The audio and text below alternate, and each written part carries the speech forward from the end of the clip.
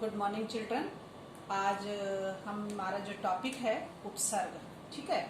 आपको याद होगा जब हम शब्द रचना या हम शब्द निर्माण करते हैं तो हिंदी व्याकरण में हमारा क्या है, शब्द निर्माण 4 प्रकार से होता है। हिंदी व्याकरण में हम शब्द निर्माण कितने प्रकार से कर सकते हैं? 4 प्रकार से। कौन कौन से 4 प्रकार हैं हमारे? उपसर्ग, प्रत्यय, समास और संधि, ठीक है। इन 4 प्रकार से हम शब्द का निर्माण कर सकते हैं। आज उसी के अंतर्गत हमारा टॉपिक है उपसर्ग, जिसके बाद हम शब्द रचना सीखेंगे। कैसे है? पहली बात आपको इसकी परिभाषा बता देती हूँ। क्या परिभाषा है? जो शब्दांश मूल शब्द के पहले जुड़कर नया शब्द बनाते हैं, वो क्या कहलाते हैं? आपके नया शब्द बनाते हैं, वह उपसर्ग कहलाते हैं, ठीक है। अब देखिए, आपकी परिभाषा में ही सारी चीजें आपको क्लियर हो जाएंगी, वह उपसर्ग कहलाते हैं। अब देखिए इसमें क्या है, सबसे पहले मैं आपको बता दूं, यहाँ पर शब्द आया शब्दांश और मूल शब्द। इसका मीनिंग क्या हुआ? जुड़कर नया शब्द बनाते हैं, उनके आप इसमें और भी एक ऐड कर सकते हो, उनके अर्थ में परिवर्तन कर देते हैं। और दूसरा क्या है? या उनमें विशेषता उत्पन्न करते हैं। यानी कि जो शब्दांश हैं वो मूल शब्द के साथ जुड़कर पहले जुड़ते हैं और एक नया शब्द बनाते हैं, और उस नए शब्द में क्या होता है? आपका अर्थ परिवर्तन भी हो जाता है या कुछ विशेषता भी उत्पन्न करते हैं। कैसे? सबसे पहले हम इसको क्लियर करते हैं, शब्दांश और मूल शब्द किसे कहते हैं, ठीक है। शब्दांश क्या है? शब्द आपका शब्द प्लस अंश, यानी कि इससे मिलकर बना है। अंश कहते हैं भाग। किसका भाग? शब्द का भाग। तो यानी कि जो भी हमारे उपसर्ग और प्रत्यय हैं वो शब्दांश के अंतर्गत ही आते हैं। ये शब्दांश है। और मूल शब्द किसे कहते हैं? जिसका कोई सार्थक अर्थ निकलता हो, वो मूल शब्द कहलाता है। और उसके साथ जुड़कर प्लस क्या करते हैं? वो एक नए शब्द का निर्माण करते हैं, नया शब्द बनता है, ठीक है। अब मैं आपके सामने अब इसकी एक और भी बात बता दूं। जो भी शब्दांश है, यानी कि जो शब्द के भाग है या शब्द का जो टुकड़ा है, वही हमारा शब्दांश। वो कौन सी चीजें होती हैं? वो उपसर्ग और प्रत्यय को ही शब्दांश कहते हैं, पहली बात। दूसरा, ये अपने आप में क्या है? स्वतंत्र। इनका कोई ये स्वतंत्र नहीं होती, ये शब्द के साथ ही जुड़कर इनका अर्थ निकलता है। और एक बात बताऊं, जब हम उपसर्ग पढ़ते हैं तो इसमें मैं पहले आपके सामने एक उदाहरण लिख देती हूँ। कैसे मैंने आपके डेफिनेशन में बताया कि शब्दांश क्या है। हमारा फार्मूला तैयार होगा, शब्दांश प्लस आपका मूल शब्द और फिर आपका बना नया शब्द, ठीक है, नया शब्द। अब इसी को हम लगाकर बना सकते हैं शब्दांश, यानी कि मैंने अ लगाया और इसके साथ मैंने सत्य मूल शब्द लगाया और हमारा बना असत्य, ठीक है। एक ही उपसर्ग से हम बहुत सारे नए शब्द बना सकते हैं। आ मीन्स क्या होता है? नहीं। आ मीन्स क्या होता है? नहीं। और सत्य मीन्स सच। तो यानी कि यहाँ पर क्या हुआ? जो सत्य नहीं या जो सच नहीं, उसे क्या कहते हैं? असत्य। तो आपके लिए सबसे इंपॉर्टेंट बात क्या याद रखनी है कि जो भी हमारे ये शब्दांश हैं, आपको इनके अर्थ आने चाहिए। पहली बात क्या है? जितने भी हम शब्दांश का प्रयोग करते हैं, उन शब्दांश का आपको मीनिंग आना चाहिए, और जो मूल शब्द है वो इससे मिलता जुलता होना चाहिए, आपकी समानता होनी चाहिए। पता चला कि यहाँ पर इस शब्दांश का अर्थ कुछ और निकल रहा है और मूल शब्द का हमारा अर्थ कुछ और निकल रहा है, तो वो क्या हो जाएगा? वो आपका रॉन्ग हो जाएगा, आपका गलत हो जाएगा। तो आपको इस बात का ध्यान रखना है सबसे पहले कि जितने भी शब्दांश हैं उन शब्दांश का आपको अर्थ आना चाहिए, पहली बात। दूसरा, जब हम उन शब्दांश का प्रयोग मूल शब्द के साथ करते हैं तो उस मूल शब्द के साथ भी उसकी समानता होनी चाहिए। जैसे यहाँ पर मैंने आपके सामने उदाहरण लिखा, सत्य यानी कि सच, और अ उपसर्ग लगाया तो इसका मतलब हुआ कि नहीं, तो जो सच नहीं, तो ये हमारा क्या बन गया, असत्य। तो यानी कि मूल शब्द के साथ ही आपका इसका मेल खा रहा है। दूसरा क्या है, जब हम इनका प्रयोग करते हैं तो ये क्या करते हैं, जो ये शब्दांश है इनकी क्या महत्ता होती है, ये ज्यादातर क्या होता है, विलोम शब्द में परिवर्तित कर देते हैं। 3 प्रकार से हम बना सकते हैं, हम परिवर्तित कर देते हैं, ठीक है। दूसरा, पर्यायवाची शब्द होते हैं कुछ इसमें, ठीक है। और तीसरा इसमें आपका क्या होता है, विशेषता वाली। विशेषता आपका 95% तो आपके विलोम शब्द और पर्यायवाची के अंतर्गत परिवर्तित हो जाते हैं। विशेषता वाले आपके 2 या 3% के ही कुछ शब्द आपको मिलते हैं। मैं जैसे आपके सामने एक उदाहरण लिखती हूँ, आपको उससे समझ में आ जाएगा। जैसे यहाँ पर मैंने आपके सामने लिखा, एक ही शब्द लिखती हूँ मैं आपके सामने। जैसे मैंने यहाँ पर लिखा जय, ये हमारा मूल शब्द है और इसके साथ मैं आपका प्रत्यय लगाती हूँ, सॉरी उपसर्ग लगाती हूँ, तो हमारा, जैसे मैंने यहाँ पर लगाया परा, परा, तो हमारा शब्द क्या, ये परा हमारा शब्दांश है और जय के साथ मिलकर हमारा क्या बन गया, पराजय, ठीक है। अब इसी के साथ मैं आपका एक और शब्द लगा देती हूँ जिसका ये से वी उपसर्ग, वी शब्दांश है, तो शब्द क्या बन गया, विजय, ठीक है। अब इसके बाद मैं इसी के साथ अ लगा देती हूँ तो हमारा शब्द बन गया अजय। अब देखिए यहाँ पर क्या है, जय पराजय ये अपोजिट बन गया है, जय विजय ये हमारा पर्यायवाची बन जाता है, और अजय, अजय किसे कहते हैं, जिसे जीता ना जा सके, वो क्या कहलाता है, अजय। तो यानी कि ये विशेषता उत्पन्न करता है। क्लियर हो गया आपको। मैंने बताया ना कि जब हम उपसर्ग का बनाते हैं तो उपसर्ग जब नया शब्द बनता है तो वो हमारे 3 प्रकार के नए शब्द बनते हैं। उसमें या तो विलोम शब्द होते हैं, या पर्यायवाची के आसपास होते हैं, या विशेषता वाले, ठीक है। तो ये मैंने आपको एक उदाहरण के द्वारा बता दिए। मैं आपके सामने एक और उदाहरण लिख देती हूँ, आपको और अच्छे से आ जाएगा। मैंने आपके सामने लिखा हार, ठीक है। ये मूल शब्द है और इस मूल शब्द के साथ आपने क्या करना है, वी शब्दांश, तो आपका क्या बन गया, विहार, ठीक है। उसके बाद मैंने यहाँ पर एक उप शब्दांश यानी कि उप उपसर्ग लगाया तो आपका शब्द बन गया उपहार, ठीक है। और उसके बाद मैंने आपका यहाँ पर सम उपसर्ग लगाया तो संभार, इसका मतलब क्या हुआ, नाश करना, ठीक है। तो यानी कि देखिए हार शब्द मूल शब्द है, वहां पर मैंने अलग अलग शब्दांश या अलग अलग उपसर्ग का प्रयोग करके नए शब्द का निर्माण किया, तो यही हमारा क्या कहलाता है, उपसर्ग कहलाता है। अब आपको मैं एक और बात एक और मैं आपके सामने उदाहरण रख देती हूँ जिससे कि आपको और अच्छे से आ जाएगा। स्मरण, ये आपने शब्द स्मरण, ये आपका र और ण, स्मरण मीन्स क्या होता है, याद करना, ना, याद रखना। तो मैंने इसके सामने वी लगाया, वी उपसर्ग लगा दिया तो आपका शब्द बन गया विस्मरण, यानी कि जिसे याद ना हो, जो भूल गया हो वो क्या कहलाते हैं, विस्मरण कहलाते हैं। तो वी का मतलब क्या होता है, नहीं, जिसे याद कुछ नहीं, और स्मरण मीन्स क्या होता है, याद होना, और जिसे याद नहीं होना, तो ये हमारा क्या अपोजिट बन गया, ठीक है। अब आपका यहाँ पर उपसर्ग हमारे 3 प्रकार से मैंने आपको बताया बनाए जाते हैं। विलोम शब्द में परिवर्तित हो जाते हैं, पर्यायवाची में परिवर्तित हो जाते हैं, और तीसरा विशेषता, विशेष प्रकार के कुछ शब्द बनते हैं, विशेषता, ठीक है। अब ये आपका ये 1 है, 1, 2 और 3, इस तरह से उपसर्ग बनते हैं। अब उपसर्ग के भेद कितने होते हैं, यानी कि उपसर्ग जो हमारे हैं 4 प्रकार से होते हैं, कहीं कहीं पर आपको 5 भी मिलेंगे। जैसे आपका हिंदी के उपसर्ग, हिंदी के उपसर्ग सबसे पहले तो वैसे संस्कृत का आता है, लेकिन ठीक है, पहले मैंने अब हिंदी लिख दिया।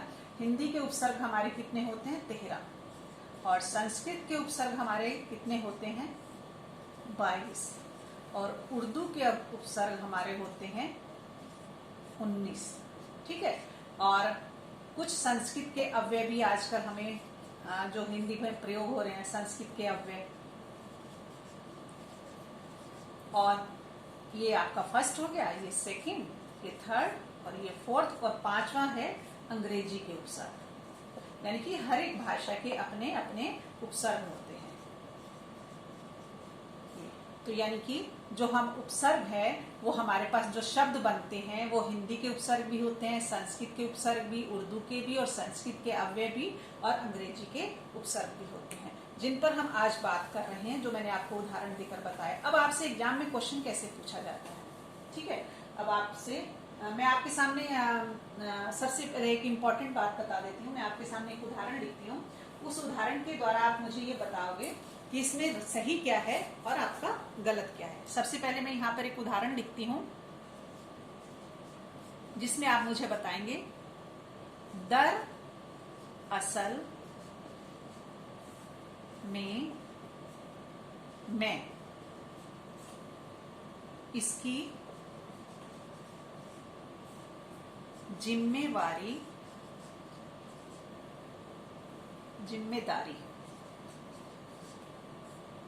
जिम्मेदारी उसे सौंपना चाहता था, और फिर इनमें कोई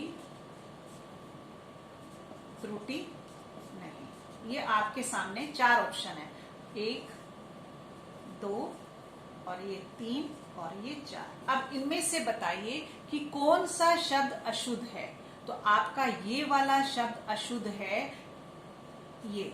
अब ये क्यों अशुद्ध है, बाकी को मैं मिटा देती हूँ जिससे कि आपको पता चल जाएगा। देखिए यहाँ पर क्या है, दर, ये उपसर्ग है और असल मूल शब्द है। लेकिन हमें क्या है, हमें इतनी आदत पड़ी हुई है कि हम क्या करते हैं कि जब हम दरअसल बोलते हैं तो मैं शब्द भी बोलते हैं। दरअसल में मैं स्कूल नहीं जा पाया। लेकिन आपको एक और बात बता दूं, दर का मीन्स होता है मैं। तो यदि आपने दरअसल शब्द प्रयोग करा है तो आपको यहाँ पर मैं शब्द का प्रयोग नहीं करना, ठीक है। और यदि आपने असल शब्द का प्रयोग करा है तो यहाँ पर आप मैं करोगे, आपको दर का प्रयोग नहीं करना, क्योंकि दर का मीनिंग क्या होता है, मैं। दर का मीनिंग क्या होता है, में होता है। तो लेकिन हमें इतनी खराब आदत पड़ी हुई होती है कि हम दरअसल में के साथ क्या करते हैं, दर भी लगा देते हैं, में भी लगा देते हैं। तो जब हम वर्तनी शुद्धि करते हैं तो उसमें ये हमारा रॉन्ग हो जाता है। और बहुत सारे, आपको ये उर्दू का उपसर्ग है, इसके मैं आपके सामने बहुत सारे उदाहरण लिख देती हूँ। जैसे आपका बनेगा दरमियान। यहाँ पर म्यान तलवार से नहीं है, यहाँ पर दरमियान का मतलब होता है बीच, ठीक है। दरगाह, दरगाह यहाँ पे क्या हुआ आपका, दरगाह कहते हैं घर को। और उसके बाद आपका एक और शब्द बन जाता है दरवेश। और वेश मीन्स क्या होता है, वेश मीन्स क्या होता है, संत, संत के वेश में। यानी कि यहाँ पर ये दर उपसर्ग है और इस दर का मतलब होता है में। तो यदि हम दर लगा रहे हैं तो इस सेंटेंस में हमें में नहीं लगाना। तो इसका मतलब क्या है कि हमें जो उपसर्ग हैं उन उपसर्गों के अर्थ भी आने चाहिए। ये आपको इस बात का ध्यान रखना है। तो अब आपका डेफिनेशन क्या होगी, जो शब्दांश शब्दों के, सार्थक शब्दों के पहले जुड़कर उसके अर्थ में परिवर्तन ला देते हैं या उसमें विशेषता ला देते हैं, वो हमारे क्या कहलाते हैं, उपसर्ग कहलाते हैं, ठीक है। अब मैं यहाँ पर आपको इसकी डेफिनेशन आपको बता दी। तो इसका आपको क्या याद रखना होगा कि ये किसमें जुड़ते हैं, मूल शब्द में जुड़ते हैं। एक ये आपको कुछ बातें याद रखनी है, मूल शब्द में जुड़ते हैं। और क्या है, परिवर्तन ला देते हैं, शब्द में परिवर्तन ला देते हैं या विशेषता ला देते हैं, ठीक है। और उसके बाद क्या है, ये शब्दों में जुड़ने और अलग होने से क्या है, जब हम किसी शब्द में जोड़ते हैं, शब्दों में जुड़ने और उन्हें अलग जब करते हैं तो क्या है, अलग करने पर उनके अर्थ में समानता होनी चाहिए, उनके अर्थ में समानता होनी चाहिए। ये नहीं कि उपसर्ग का अर्थ कुछ और है और शब्द का अर्थ कुछ और हो रहा है तो गलत हो जाएगा। समानता होनी चाहिए, यानी कि पहला हो गया मूल शब्द में जुड़ते हैं, दूसरा परिवर्तन और विशेषता ला देते हैं, तीसरा शब्दों में जुड़ने पर और अलग करने पर उनके अर्थ में समानता होनी चाहिए। और क्या है, आपको चौथा सबसे इम्पोर्टेंट, आपको जो उपसर्ग शब्दांश है, यानी कि जो शब्दांश जुड़ते हैं उनका आपको क्या है, अर्थ भी आना चाहिए, तभी आपकी बात बनेगी। अर्थ आना चाहिए, यानी कि नहीं तो यदि आपको अर्थ नहीं मालूम तो आप रॉन्ग कर जाओगे। अब कैसे आप रॉन्ग कर जाओगे, मैं आपको एक उदाहरण देती हूं।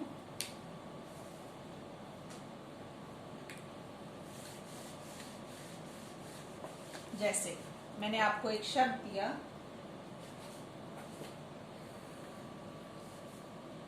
उपसर्ग नहीं है, ये इस तरह का क्वेश्चन आपको आया, ठीक है। मैंने ऑप्शन दिए, निम्न में से, आप ऐसे समझ लीजिए निम्न में से, है ना, निम्न में से उपसर्ग नहीं है। तो क्या है, सबसे पहले मैंने आपको एक शब्द दिया कुपुत्र, फिर दिया मैंने आपको कुलीन, सेकंड वाला, और थर्ड दिया मैंने आपको कुमाता, और फिर मैंने आपको दिया इनमें से कोई नहीं, ठीक है। तो आपका क्या है, उपसर्ग नहीं है। कौन सा उपसर्ग नहीं है, देखो अब आप तो इन तीनों ऑप्शंस को देखोगे और इनमें देखोगे तो आपको लगेगा कि कु, सब जगह कु कु आ रहा है, तो यानी कि कु उपसर्ग है ये, है ना, ये क्या है, कु उपसर्ग है, और जिसका मीनिंग होता है बुरा। कु का मतलब क्या होता है, बुरा। तो जैसे कि आपका बना कुपुत्र, बुरा पुत्र, ठीक है। कुलीन, लेकिन मैं आपको बता दूं आंसर आपका ये है, कुमाता, बुरी माता, और इनमें से कोई नहीं। अब आपका क्वेश्चन आना चाहिए कि मैम ने ये राइट क्यों कर दिया, ठीक है, कुलीन को राइट क्यों कर दिया। मैं इसी पर अब चर्चा कर लेती हूँ कि कुलीन क्या है। कु का मतलब होता है बुरा, और लीन भी मूल शब्द है, तो लीन मीन्स क्या होता है, मग्न होना, है ना, और बुरा मग्न होना, तो नहीं, ये आपका रॉन्ग हो जाएगा। यहाँ पर क्या है, कुलीन का मतलब यहाँ पर कुल प्लस ईन है, यहाँ पर ईन प्रत्यय जुड़ा हुआ है, और कुल कहते हैं वंश, ऊंचे कुल में जन्म लेने वाला, या ऊंचे वंश में जन्म लेने वाले को हम क्या कहते हैं, कुलीन कहते हैं। तो यहाँ पर कु उपसर्ग नहीं है, यहाँ पर ईन प्रत्यय लगा हुआ है। तो आपको ध्यान रखना है कि किस तरह से हम शब्दों को पहले समझें। जो भी हम आपको एग्जाम में दिया जाता है या आपको आता है क्वेश्चन, तो आप क्या है, उपसर्ग का और मूल शब्द का, ऐसे मैं लिख देती हूँ, शब्दांश का और आपका क्या है, मूल शब्द का, दोनों का अर्थ में समानता होनी चाहिए, ठीक है। मैं आपके सामने कुछ एक और उदाहरण ले देती हूँ जिससे कि आपको और समझ में आ जाएगा। कि सबसे पहले यहाँ पर आपका एक और आता है, जैसे मैंने लिखा कु, कुमार, ठीक है। उसके बाद मैंने लिख दिया आपका, अब इसमें बताइए कि इसमें उपसर्ग है या नहीं है। तो आपका मीनिंग हुआ, कु मीन्स क्या होता है, कु प्लस मार, है ना। कु मीन्स होता है बुरा या बुरी, बुरा या बुरी, तो बुरी मार। तो मुझे तो एक बात बताइए, मार तो हमेशा बुरी ही होती है, लेकिन नहीं, यहाँ पर कुमार हम युवराज को कहते हैं, यंग बच्चे को कहते हैं, तो ये अपने आप में ही मूल शब्द है, इसमें कोई भी उपसर्ग नहीं लगा हुआ है। तो आपको क्या करना है कि जब भी आपको छांटने के लिए आए या जब भी आपको करने के लिए आए कि इसमें उपसर्ग क्या है, तो शब्द का, मूल शब्द का अर्थ निकलना चाहिए, और जो शब्दांश है उसका भी मीनिंग आपको आना चाहिए। ये आपको बात ध्यान में रखनी है। तो मैं आपके सामने एक और उदाहरण रख देती हूँ, आपको और समझ में आ जाएगा।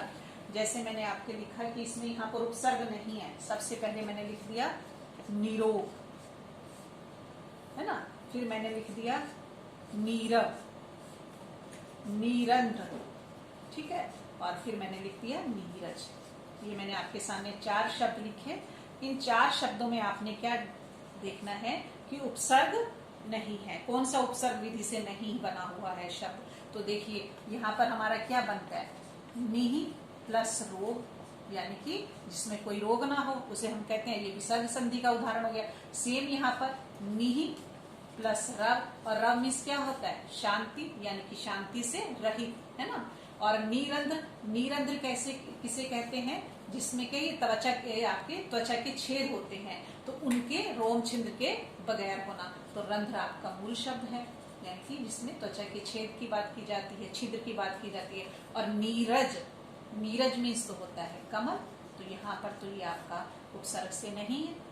देखो आपका इस नीरज शब्द को भी यदि मैं अलग करती हूँ, नीर प्लस ज, है ना। नीर मीन्स होता है पानी, और ज मीन्स क्या होता है, जन्म लेने वाला। तो पानी में जन्म लेने वाला कौन है, कमल। तो यानी कि ये अपने आप में ही मूल शब्द है, तो यहाँ पर उपसर्ग नहीं है। तो आपको देखो ध्यान रखना होगा कि जितने भी शब्द हैं उन शब्दों को हमने क्या करना है कि आपका शब्दांश को अलग करना है, मूल शब्द को अलग करना है, दोनों के अर्थों में समानता होनी चाहिए, तो ही हमारा उपसर्ग बनेगा। ठीक है, उपसर्ग विधि से बनेगा। ये मैंने आपके सामने बहुत सारे उदाहरण रख दिए। एक और मैं आपको बता दूं जहां पर बच्चे गलती करते हैं, जैसे यहाँ पर एक और उदाहरण आपके सामने लिख देती हूँ। उपसर्ग है, ये आपके सामने क्वेश्चन है। किस तरह के क्वेश्चन आते हैं, निम्न में से किसमें उपसर्ग है। तो मैं एक उदाहरण लिखती हूँ। सबसे पहले आपका आता है ओपन, ठीक है, ओपन, ये एक शब्द हो गया। सेकंड हो गया औदक,